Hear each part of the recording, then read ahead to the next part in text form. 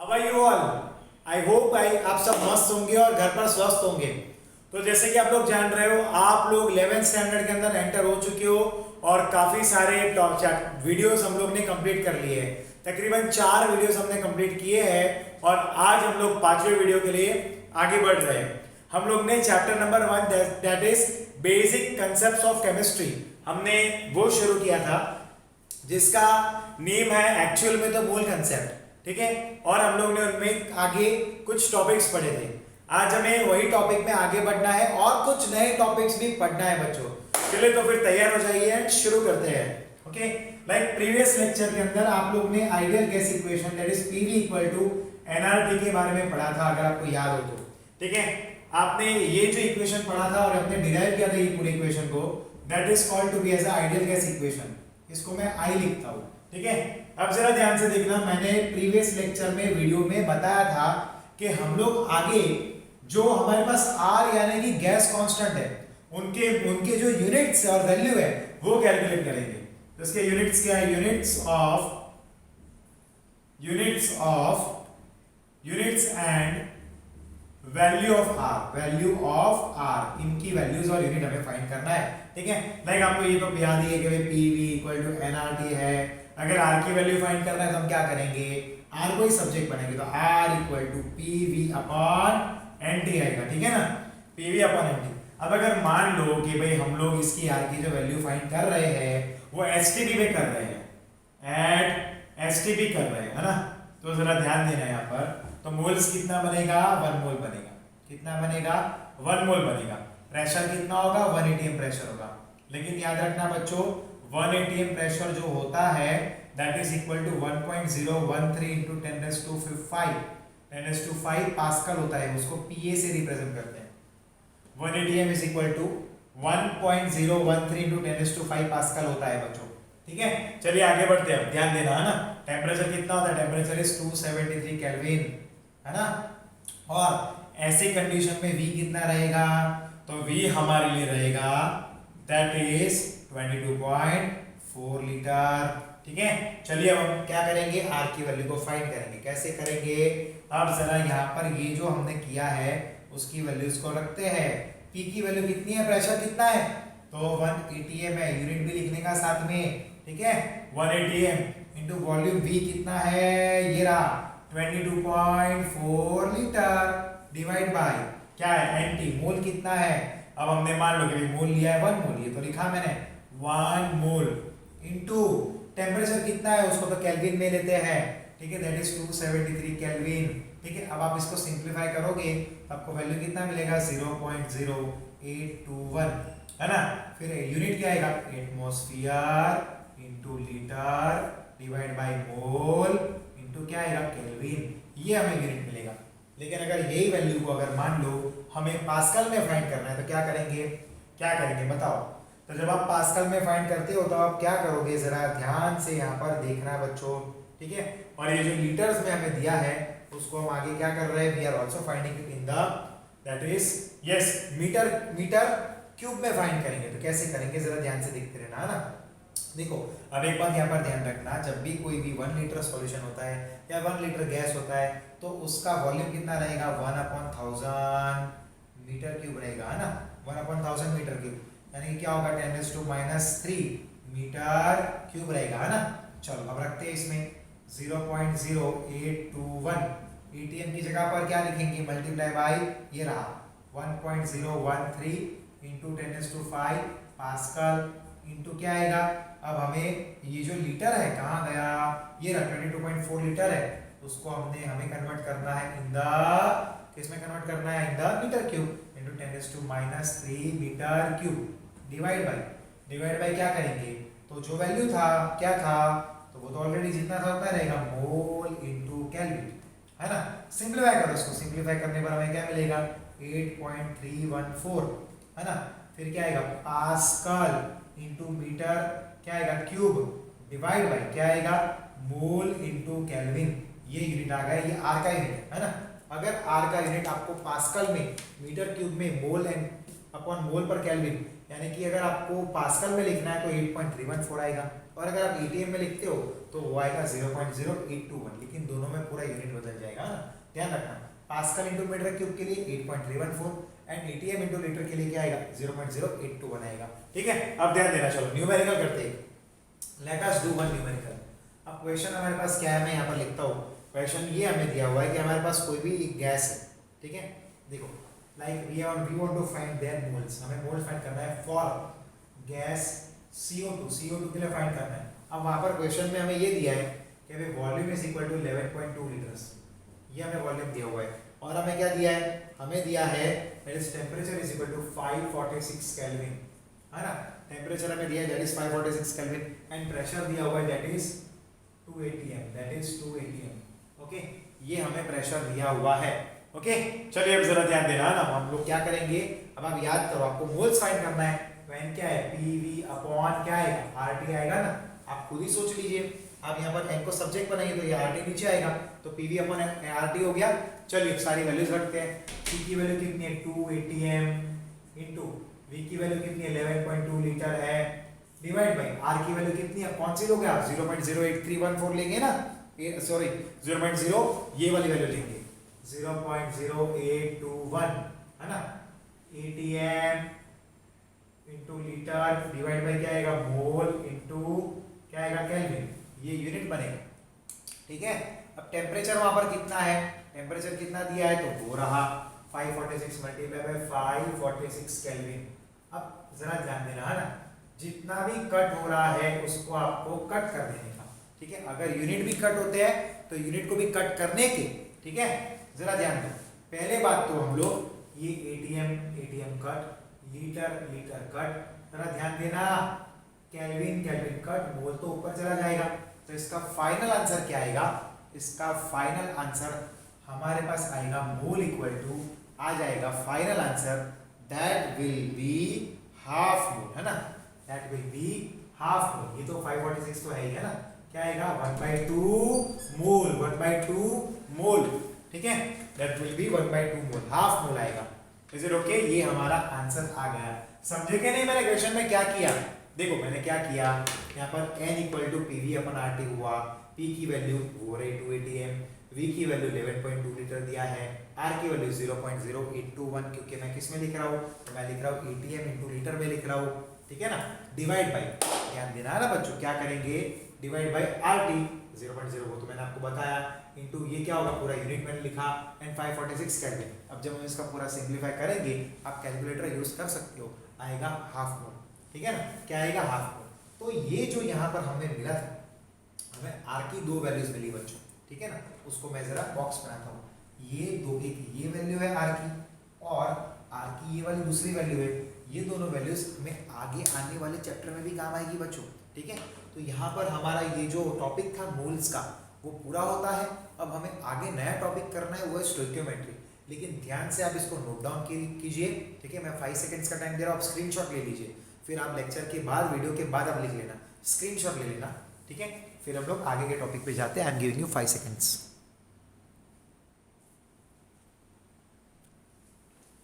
ये स्टूडेंट्स, अब हमारा जो नेक्स्ट टॉपिक है वो बहुत ही इंपॉर्टेंट टॉपिक है, दैट इज स्टोइकियोमेट्री, है ना, ये बहुत ही इंपॉर्टेंट टॉपिक है, दैट इज स्टोइकियोमेट्री।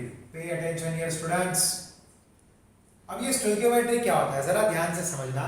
ठीक है, पहली बात तो you should know meaning of stoichiometry, meaning of stoichiometry ये तो पता होना चाहिए, लेकिन वो मीनिंग को समझने से पहले हम लोग कुछ रिएक्शंस देखते हैं।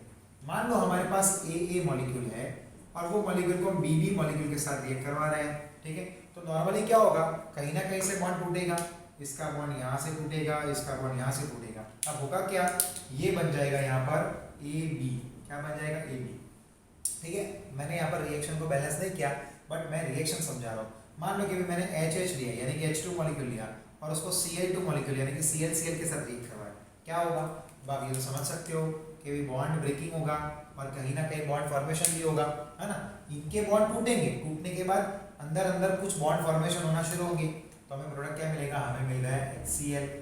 ठीक है बच्चों, हम तीसरी एक और रिएक्शन समझते हैं, लेते हैं यहाँ पर H2 लिया मैंने और उसको मैंने O2 के साथ रिएक्ट करवाया।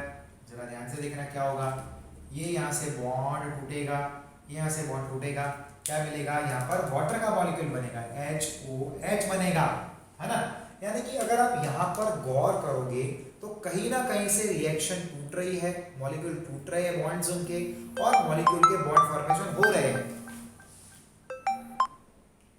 ठीक है, मॉलिक्यूल के बॉन्ड फॉर्मेशन भी हो रहे हैं, ध्यान देना ना। तो यहाँ पर जो वो हो रहा है बेसिकली, तो केमिकल रिएक्शन में होता क्या है, जरा ध्यान से देखना। कोई भी केमिकल रिएक्शन अगर आपके पास है तो उसमें होता क्या है, तो old bonds break, old bonds जो रहते हैं break and new bonds are, नए जो बॉन्ड्स है आर फॉर्म। ओल्ड जो बॉन्ड है वो ब्रेक होते हैं और न्यू बॉन्ड्स का फॉर्मेशन होता है। और वहां पर एक और बात ये है, हमेशा कंजर्वेशन ऑफ मास लॉ ओबे होगा। क्या होगा, कंजर्वेशन ऑफ मास लॉ जो है, ठीक है, दैट विल बी ओबे। क्या होगा, वो ओबे होगा, ठीक है ना। देखो चलो हम लोग देखते हैं कोई रिएक्शन, लाइक मान लो कोई भी हमने रिएक्शन लिया, दैट इज H2 लिया मैंने प्लस हाफ O2 लिया है, ठीक है, और हमें प्रोडक्ट क्या मिला, H2 मिला। अब देखो यहाँ पर, अब अगर आप ध्यान से देखोगे कि मेरे पास H2 है प्लस हाफ O2 है, मान लो कि भाई मुझे इस रिएक्शन को बैलेंस करना है, फॉर एग्जांपल मुझे इस रिएक्शन को बैलेंस करना है, तो मैंने क्या किया, यहाँ पर 1 से मल्टीप्लाई किया, मैंने क्या किया, यहाँ पर हाफ से मल्टीप्लाई किया, ठीक है क्या नहीं। अब देखो रिएक्शन दोनों बाजू बैलेंस हो गई, इधर हाइड्रोजन कितने, 2 है, रिएक्टेंट साइड में, एरो के उस साइड क्या होता है, प्रोडक्ट होता है 10th में, आप ऑलरेडी पढ़े हो, हाइड्रोजन कितने हैं, 2 है। यहाँ पर रिएक्टेंट साइड में ऑक्सीजन कितने हैं, 1 ही है, उस साइड ऑक्सीजन कितने, 1 ही है, ये बैलेंस हो गया। आप एक और तरीके से भी इसको बैलेंस कर सकते हो, मान लो कि भी मेरे पास है यहाँ पर हाइड्रोजन और O2 लिया, क्या मिला, H2O मिला, तो आपने यहाँ पर इसको 1 ही लिया, ठीक है ना, इसको हमने मान लो 2 लिया, इसको मैंने 1 लिया, तो ये बन जाएगा 2, तो ये भी रिएक्शन बैलेंस हो गया। अब अगर आप ध्यान से देखो कि हो क्या रहा है, ठीक है, जरा ध्यान से देखना, मैं एक और रिएक्शन लेता हूँ, लाइक मैंने लिया है यहाँ पर N2 और उसको रिएक्ट किया 3H2 के साथ और मुझे मिला 2NS।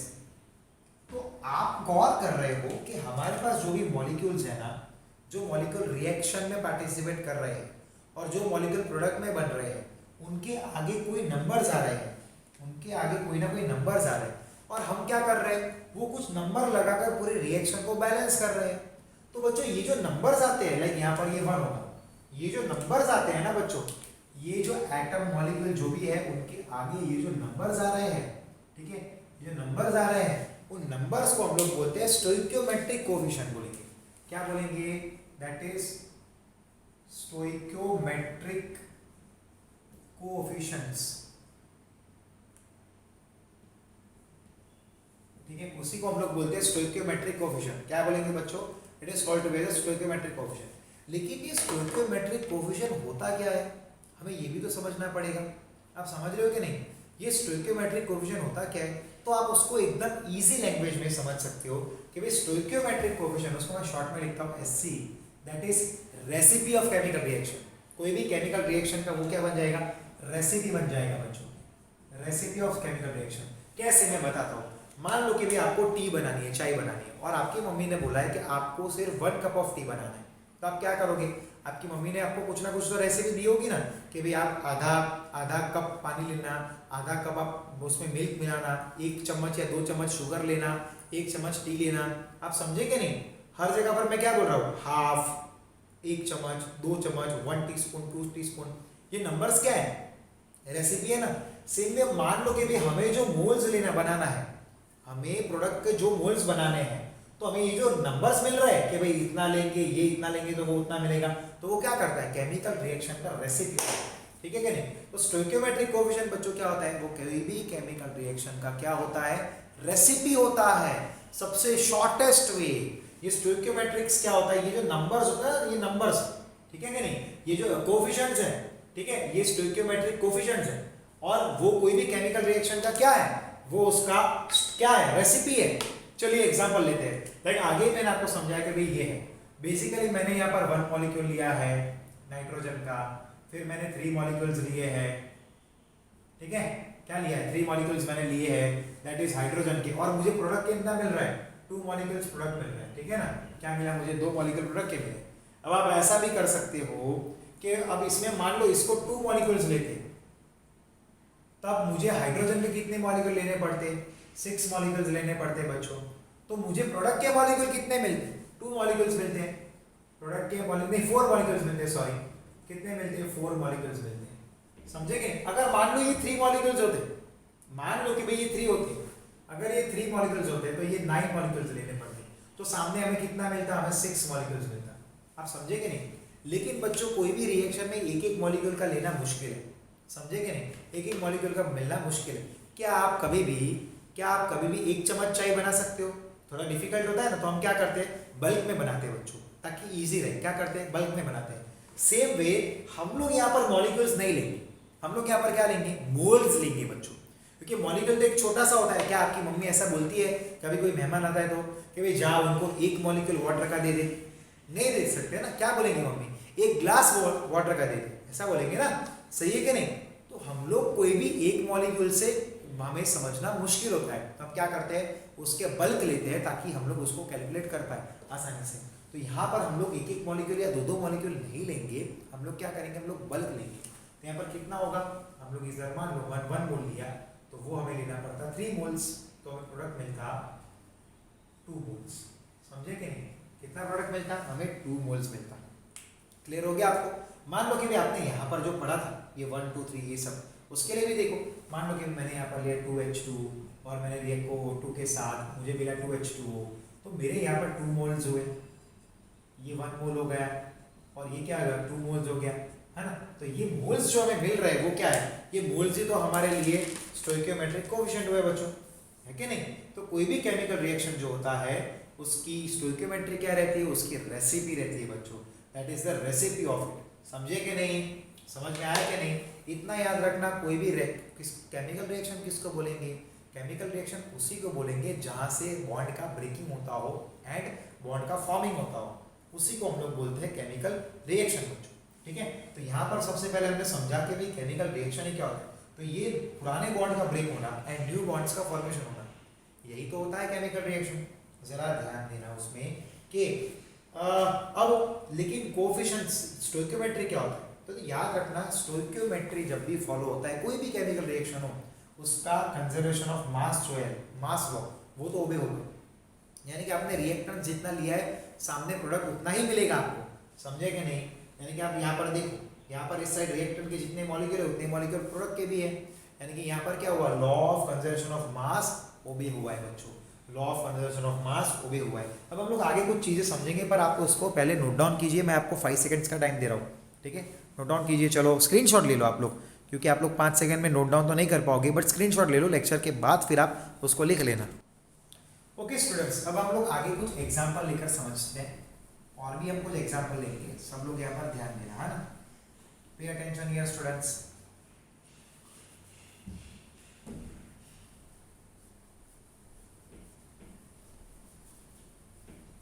Yes, be attentive here. यहाँ पर ध्यान देना स्टूडेंट्स कि अब मान लो कि भाई मैंने लिया है यहाँ पर N2 और उसको रिएक्ट करवाया है हाइड्रोजन के साथ, क्या मिला हमें, 2NH3 मिला, है ना। अब यहाँ पर आप लोग ध्यान देना, अब आपको क्या फाइंड करना है, तो आपको फाइंड करना है स्टोइकियोमेट्री, बट अलग अलग टर्म्स में फाइंड करेंगे, ठीक है कि नहीं। हमें क्या फाइंड करना है, हमें इनका स्टोइकियोमेट्री फाइंड करना है। तो पहला है इन टर्म्स ऑफ आएगा मोल्स, ठीक है।